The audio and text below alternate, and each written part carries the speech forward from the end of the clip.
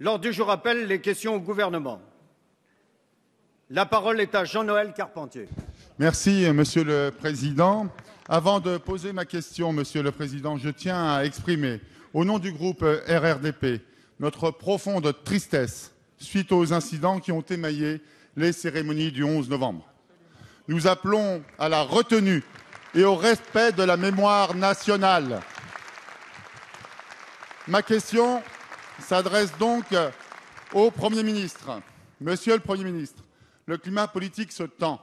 Après les insultes proférées à l'encontre de la garde des Sceaux et à qui nous avons exprimé notre soutien la semaine passée, il y a quelques jours, le journal Le Parisien s'interrogeait en pleine une, je cite, « La France devient-elle raciste ?» Ces constatations des médias, malheureusement, expriment un malaise difficile à entendre pour notre République. Pourtant, les faits sont là, ils sont têtus. D'après la Commission nationale consultative des droits de l'homme, les actes racistes ont augmenté en 2012 et s'accroissent encore en 2013.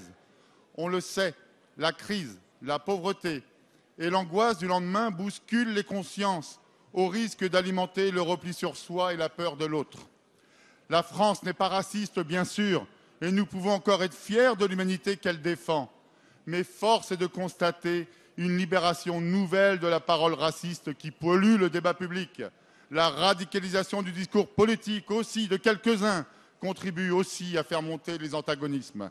Alors, Monsieur le Premier ministre, vous qui avez en charge les affaires du pays, qu'envisagez-vous pour faire reculer le racisme dans notre pays? Je vous remercie de votre attention.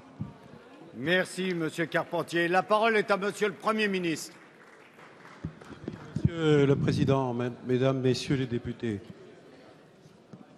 je m'entretenais au téléphone avec le député Bernard Reynès et vous venez d'exprimer la solidarité de la représentation nationale. Bien entendu, tout le gouvernement s'y associe, ainsi que, bien sûr, en solidarité avec les autres personnes qui ont été touchées.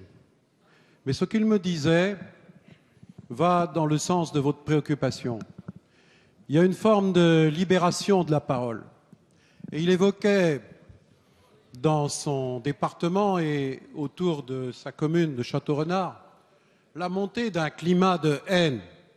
Et je l'interrogeais sur l'auteur présumé, enfin l'auteur effectif, mais coupable présumé de cette agression qui aurait pu lui coûter la vie.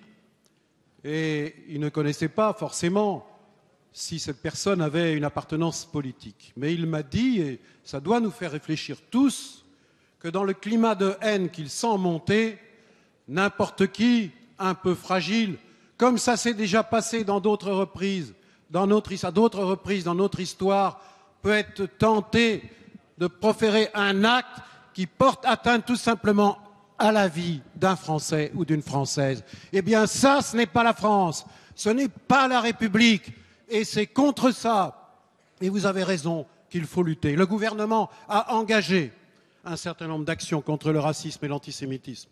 Je dirais qu'il n'y a peut-être pas forcément une augmentation nombreuse des actes, mais une libération de la parole qui est très importante. Et en effet, ça commence par la formation des fonctionnaires. C'est le programme que nous avons lancé depuis 2012. Ça commence aussi par l'école. Avec le ministre de l'Éducation nationale, Vincent Peillon, nous avons aussi lancé un certain nombre de programmes. Mais ça passe aussi par la lutte contre tous les propos racistes et antisémites sur Internet, et le gouvernement s'est donné les moyens. Ça passe aussi par les procédures de justice.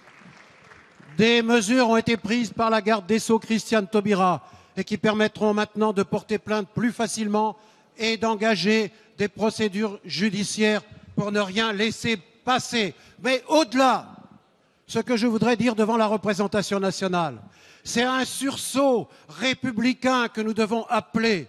Je me félicite que le jour du 11 novembre, à Angers comme à Nantes, des manifestations citoyennes ont été organisées pour dire non aux propos racistes qui ont été tenus à l'égard de Christiane Taubira, et notamment à Angers, dans un climat de haine, où une jeune fille, totalement inconsciente, accompagnée d'adultes, tenait une banane en la montrant à la garde des Sceaux. Eh bien, mesdames et messieurs les députés, Je vous demande de réagir, de ne pas laisser passer, de dire non et d'appeler partout au sursaut citoyen contre le racisme et l'antisémitisme.